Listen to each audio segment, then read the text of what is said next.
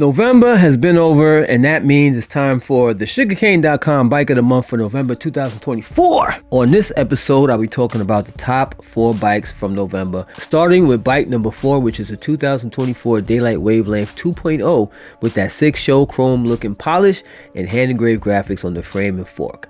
I recently did a video on this awesome bike with a full breakdown of all the parts and the features, and I'll put a link to that video somewhere on this screen so you can check it out, because it's a really dope bike, and it's a pretty good episode. Now, this bike right here is a personal favorite for me because so much work has gone into the bike with that incredible hand engraving done on the frame and the fork, and the work put in to get that polish to look like a show chrome. It must have took a long time to do that. So it's a really nice frame with a lot of really cool details. It was done up by Richard Hoovard and the Daylight crew for Riley Pootsman, and boy oh boy did Pootsman get hooked up on this bike right here.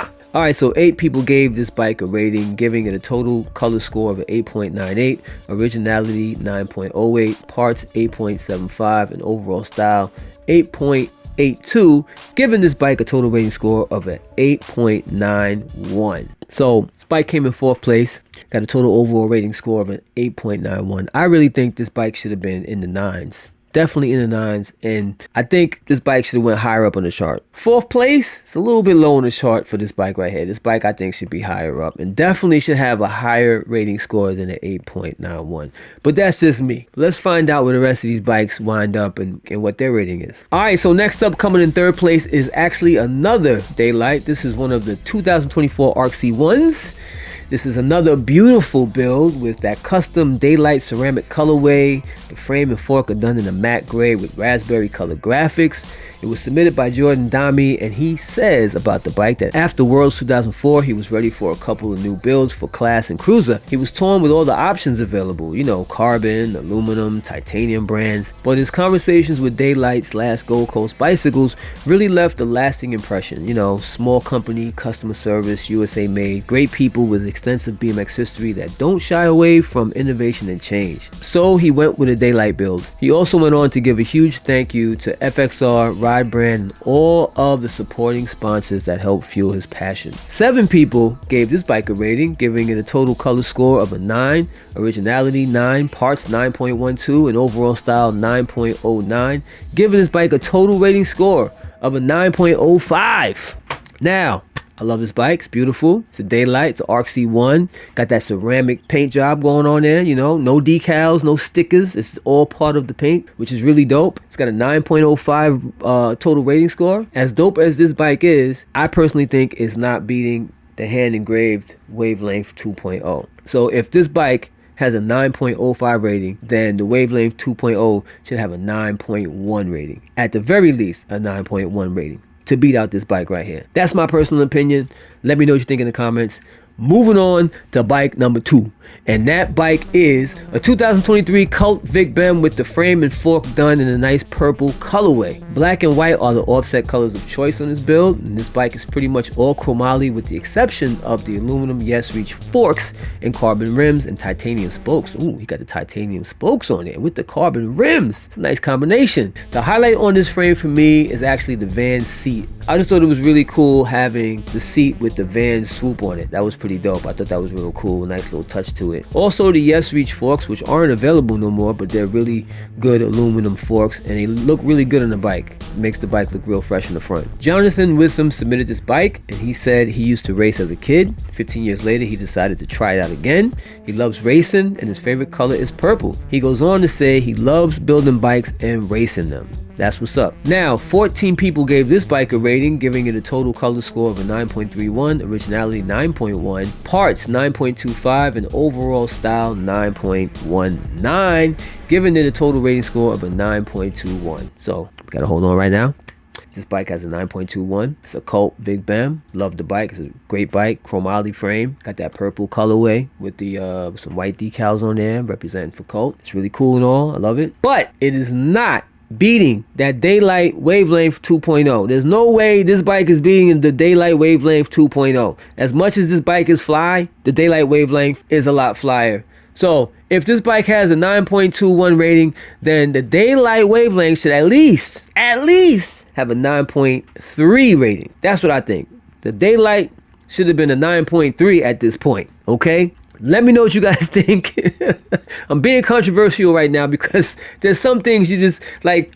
There's some bikes that are just really close. You know, you have some months where all the bikes could basically win. You know what I mean? Because they're all equally as fly, and it's really just a matter of people's, you know, opinion of maybe the paint or the parts or something like that. But at the end of the day, all of them are fly, and they could easily be won. But there is a clear winner so far out of these top bikes that I'm talking about right now. And that clear winner to me is the Wavelength 2.0. You know, it's not every day you see a bike that has the hand engraving done to it. You know what I mean? And that takes a lot of time, effort, and skill to do that. You know, so that's the reason why I'm like, whoa, wait a minute. And then you also got the polish too. Come on. Anyways, let's go to the bike number 1. The November 2024 sugarcane.com bike of the month is a 1987 SCPK Ripper, looking real fresh. Brian Compton got this bike looking brand new with that paint job and modern parts. I really like what he did with this one. So Brian says he loves the modern raised frames. They are sick, but he also loves the classics like this PK Ripper. He likes to take the frame of yesteryear and bring them into the modern era by updating the components. Although he thinks the real difference is made when modern cranks are used, since they're beefier.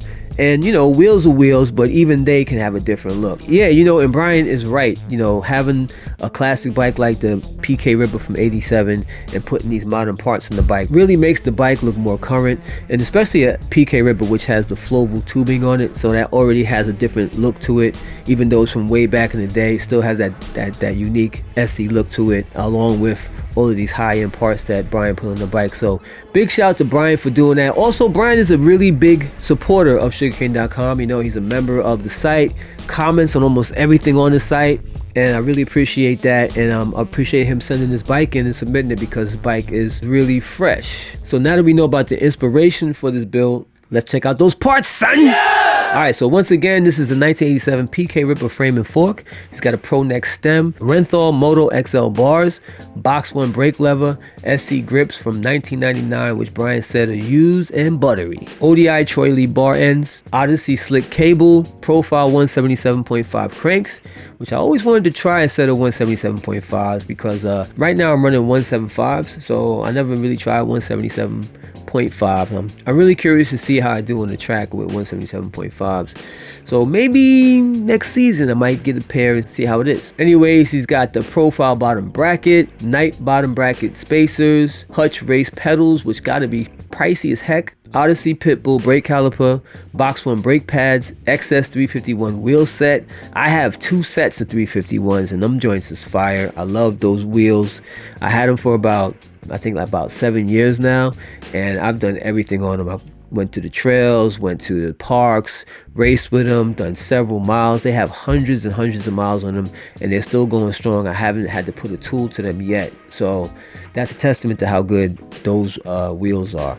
Now, on the wheels, he has IRC Siren 20 by 1.75 front and back tires. He also has a carbon fiber 7/8 seat post with guts and Origin 8 seat. 15 people came and gave his bike a rating, giving it a total color score of a 9.19, originality 9.02, parts 9.42, and overall style 9.2, giving this bike a total overall rating score of a 9.21.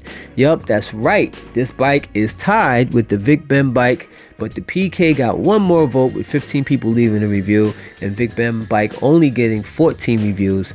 And that's a good segue to encourage y'all to come back to sugarcane.com and rate these bikes and all the other bikes for Bike of the Day from this year, because there is a big Bike of the Year competition going on, and it's up to you to leave a rating to move a bike up or down the chart. It's not too late. It's not too late, y'all. And I'm curious to see what bike is going to wind up being number 1 for Bike of the Year, because we're going to find out soon enough, because the end of the year is coming up really fast. But with all that being said, 1987 SC Bikes, PK Ripper, looking real good. Modern day parts on the classic bike, Floval tubing, you know, looking like it came fresh out the box. Submitted by Brian Compton, dedicated member to sugarcane.com, with a 9.21 rating on the bike, overall rating on the bike. As nice as that bike is, it's not beating the Wavelength 2.0. That bike is smashing all those bikes. I think the Wavelength 2.0 should be number one. Y'all need to let me know if I'm crazy or not. I think the Wavelength should have a higher rating. It should have won for November, but that's just my opinion, of course. You know, the people have voted. The people rated the bikes. Not a lot of people, but if more people would have rated, maybe it could have climbed up. I don't know. But yes, definitely, I think the Wavelength far outshined the other bikes on the list. And there's no disrespect to the other bikes. Of course I love the other bikes. They're great bikes, nice builds, great parts, you know, some high-end quality parts.